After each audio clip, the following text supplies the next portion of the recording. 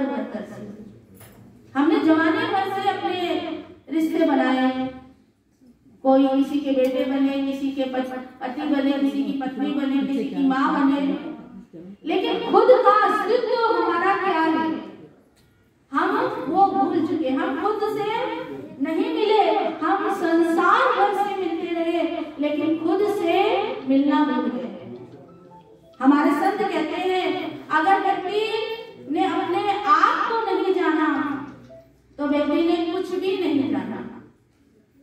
आप चंद्रमा में चले जाए, आप अंतरिक्ष में चले जाए, वहां का ज्ञान प्राप्त कर ले, लेकिन व्यक्ति खुद को नहीं जानता, खुद का उसका वर्चस्व क्या है। हम सब अगाध शक्ति के खजाने हैं और हम अपनी शक्ति को भूल चुके हैं। हम सब अगाध शक्ति का खजाना है। अभी आप कितने सुंदर सुंदर मीराबाई के भजन गा रहे थे। मीराबाई के भजन, गोपियों के भजन गा रहे थे। उन्होंने अपनी शक्ति को पहचाना। हर किसी के अंदर सीता, सावित्री, मदालसा है, लेकिन आज हम अपनी शक्ति को भूल चुके हैं और हम केवल घाट मांस की पुतली बन के रह गए हैं। हमारा यही अस्तित्व है।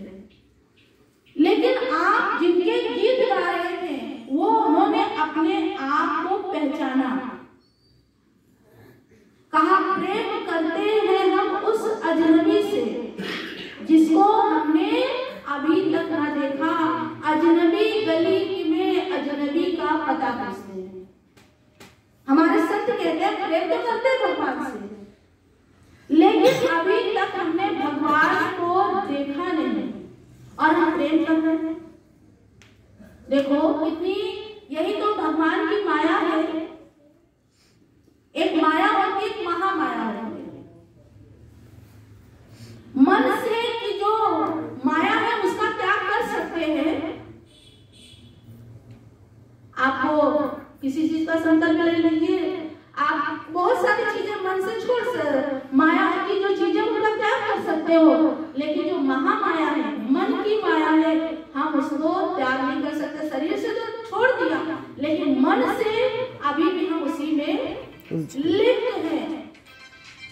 अभी भी हम उसी में लिप्त हैं। तो संत कहते हैं कि जीवन में हम जिससे प्रेम करते हैं उसको जानना भी है।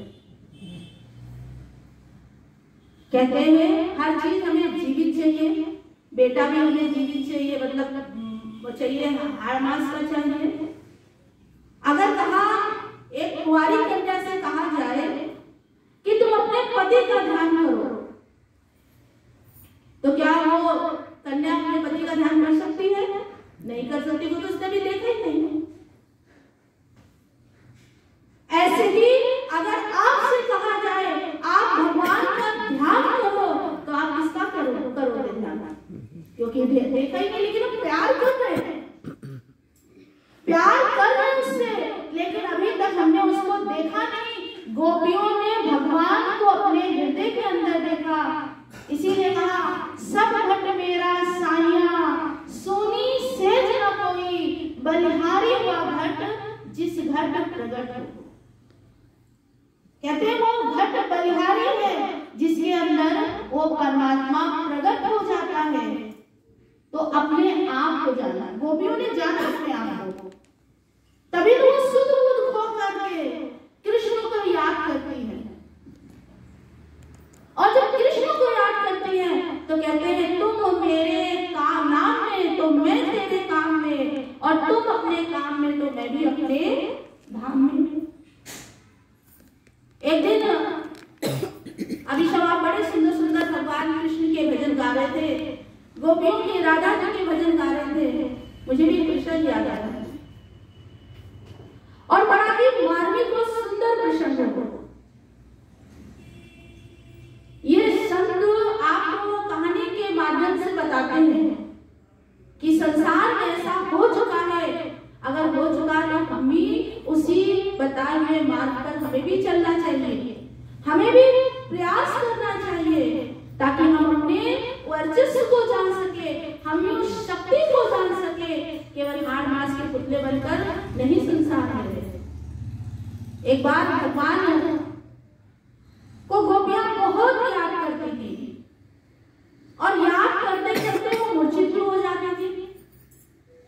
जब भगवान वृंदावन से द्वारिका चले जाते हैं तो गोपियों को बोल के जाते हैं, गोपियों के पीछे नहीं आएंगे। उन्होंने कहा आप यहीं रहो और मेरा ध्यान करो, मुझे याद करो। वो याद कहते भगवान को याद, कहा याद है तो आवाज है। भगवान को उन्होंने बहुत प्रेम किया और इसीलिए कहा प्रेम जगत में सार और कुछ सार नहीं, मन कर ले प्रभु से प्यार और कोई प्यार नहीं। अब भगवान जब भक्त भगवान को याद करता तो भगवान भी भक्त को याद करता। तभी तो कहा तार मिला, एक तार मिला, मिला तार से तार और तार तुझे करतार देगा, तेरा तार न टूटे भले संसार ये छूटे। संसार को छोड़ने के लिए संत क्या कहते हैं? हम लोग गलत समझ लेते हैं संसार के लोग कि संसार छोड़ दो।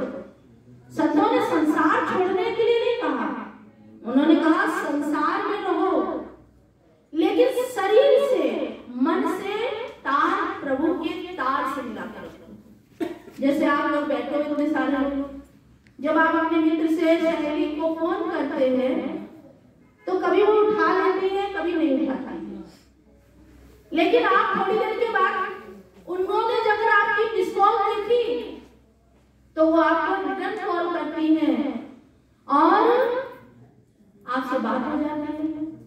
ऐसे ही हमारे संत कहते हैं अगर हम भगवान से तार मिलाएंगे तो भी हमें हमारी मिस कॉल लेके हमें अपना दर्शन देंगे। तो एक दिन भगवान द्वारिका में बैठे थे, रुक्मणी जी थी, सत्यभामा जी थी, जामवंती जी थी, सब भगवान को भोजन कराने के लिए बैठे थे और भगवान को तो गोपियों की याद आ रही थी कि गोपियां मुझसे कितना प्यार करती हैं, मेरे लिए अपने संसार में भी रह रही, संसार के कार्य कर रही है, बच्चों का पालन कर रही, सास ससुर की सेवा कर रही, लेकिन मन उन्होंने मेरे को दिया। अब भगवान जैसे ही भोजन के लिए निवाला उठाते हैं उनकी आंखों से अश्रु बहने लगते हैं। जामवंती जी कहती है भगवान क्या हुआ, क्या भोजन अच्छा नहीं बना? तो उन्होंने कहा नहीं कोई बात नहीं। सत्यभामा जी कहते क्या हुआ बताइए तो प्रभु, क्या खाने में मिर्ची बहुत ज्यादा हो गई कि क्या हो गया? उन्होंने कहा कि आज मुझे गोपियों की याद आ रही है। अब गोपियों का नाम लिया, अब बताओ, अब पतिदेव को तुम खाना खिला रहे हो शाम को बना करके और पतिदेव कहे कि वो पड़ोसन ने बड़ी अच्छी सब्जी बनाई, वो बहुत अच्छा खाना बनाती है, तुम्हारा इतना अच्छा खाना नहीं बनता तो क्या होगा? घर में लड़ाई होगी कि नहीं? कहेंगे देखो बना मैं रही हूँ, सेवा मैं कर रही हूँ और याद किसको कर रहे हैं? पड़ोसी को। ऐसे जब भगवती जी कहते, सत्यभामा जी कहते हैं कि गंवार गोपियों में क्या है भगवान, ना उन्हें बात करने की अकल, ना उन्हें खाने का ढंग, ना उन्हें, उनका तो जीवन ही के साथ, और आप गंवार गोपियों को याद कर रहे हैं।